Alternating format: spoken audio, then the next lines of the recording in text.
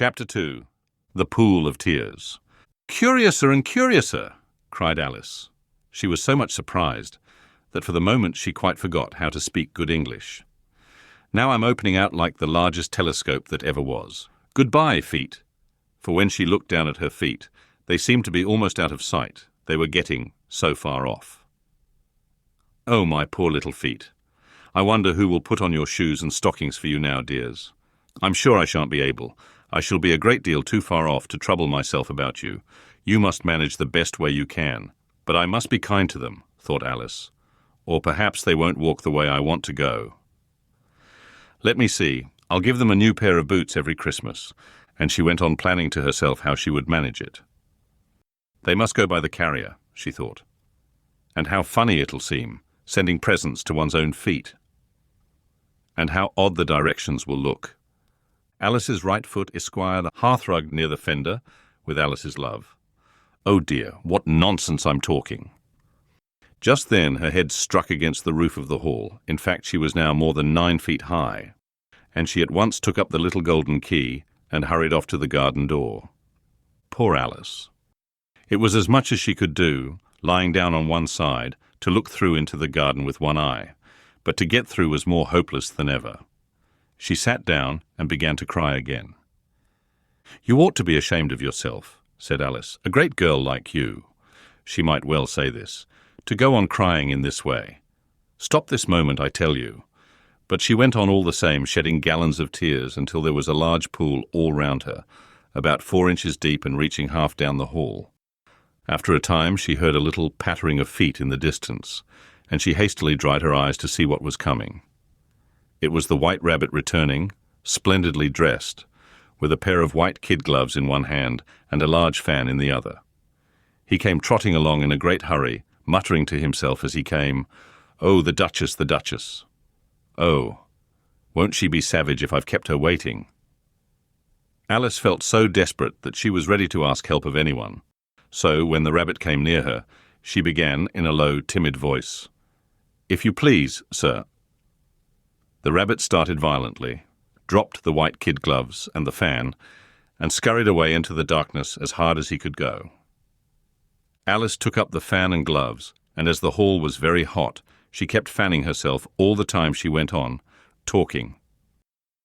"Dear, dear, how queer everything is today, and yesterday things went on just as usual. I wonder if I've been changed in the night. Let me think. Was I the same when I got up this morning? I almost think I can remember feeling a little different. But if I'm not the same, the next question is, who in the world am I? Ah, that's the great puzzle." And she began thinking over all the children she knew that were of the same age as herself, to see if she could have been changed for any of them. "I'm sure I'm not Ada," she said, "for her hair goes in such long ringlets, and mine doesn't go in ringlets at all. And I'm sure I can't be Mabel, for I know all sorts of things, and she knows such a very little.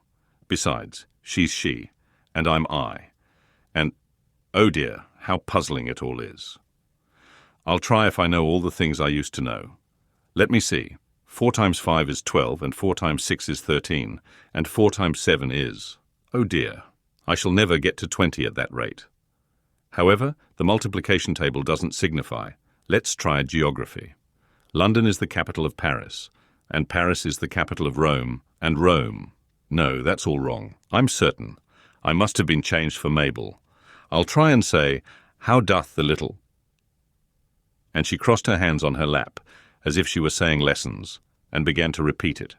But her voice sounded hoarse and strange, and the words did not come the same as they used to do. "How doth the little crocodile improve his shining tail and pour the waters of the Nile on every golden scale? How cheerfully he seems to grin, how neatly spread his claws, and welcome little fishes in, with gently smiling jaws." "I'm sure those are not the right words," said poor Alice, and her eyes filled with tears again as she went on.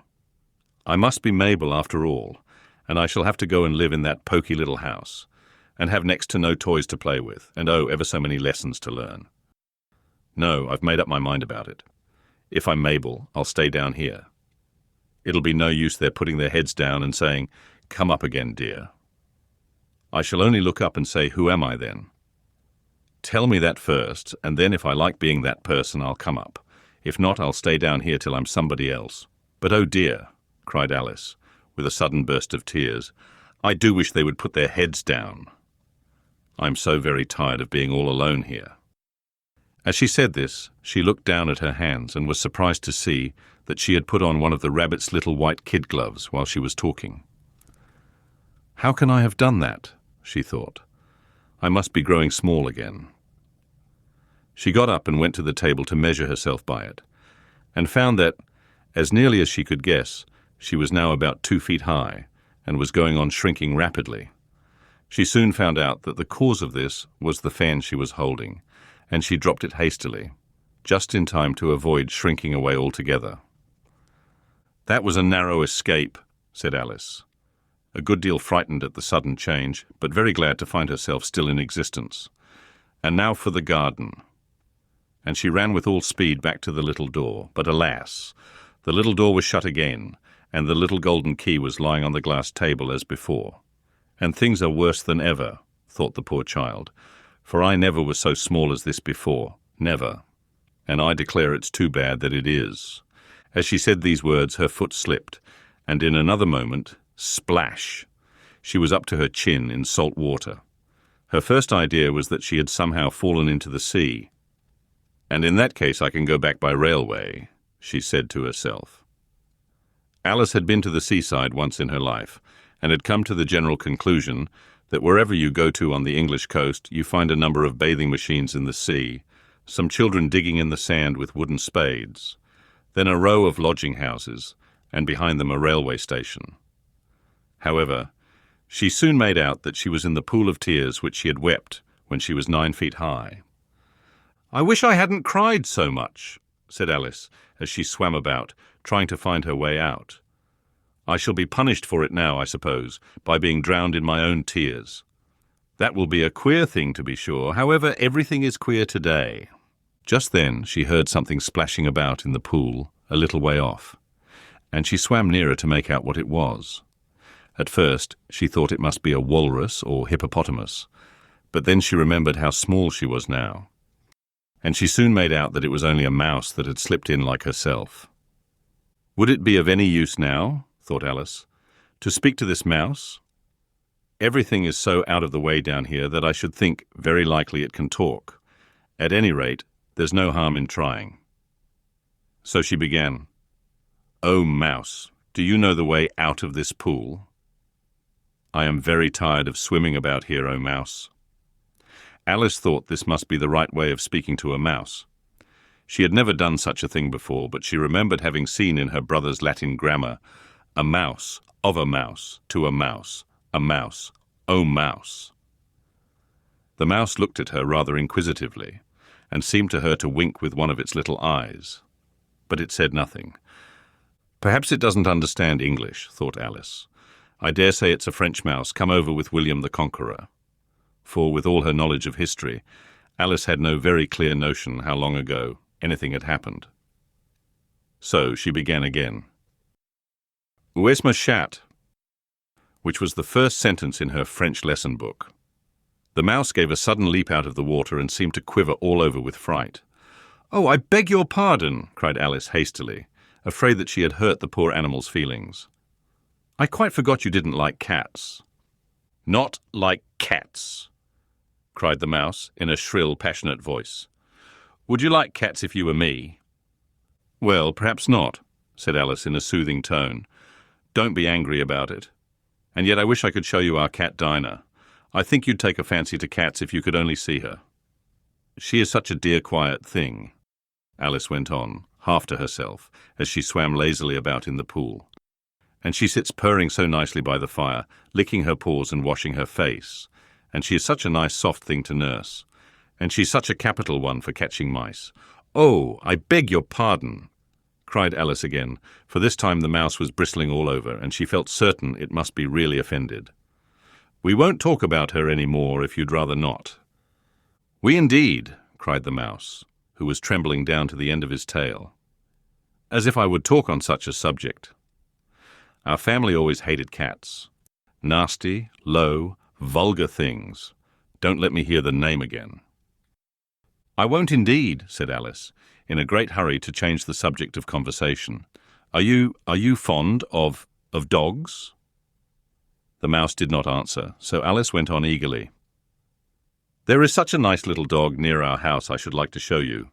A little bright-eyed terrier, you know, with such long curly brown hair, and it'll fetch things when you throw them, and it'll sit up and beg for its dinner, and all sorts of things. I can't remember half of them. And it belongs to a farmer, you know, and he says it's so useful it's worth £100. He says it kills all the rats, and—" "Oh dear!" cried Alice in a sorrowful tone. "I'm afraid I've offended it again." For the mouse was swimming away from her as hard as it could go, and making quite a commotion in the pool as it went. So she called softly after it, "Mouse dear, do come back again. And we won't talk about cats or dogs either, if you don't like them." When the mouse heard this, it turned round and swam slowly back to her. Its face was quite pale, with passion, Alice thought, and it said in a low trembling voice, "Let us get to the shore, and then I'll tell you my history, and you'll understand why it is I hate cats and dogs." It was high time to go, for the pool was getting quite crowded with the birds and animals that had fallen into it. There were a duck and a dodo, a lory and an eaglet, and several other curious creatures. Alice led the way, and the whole party swam to the shore.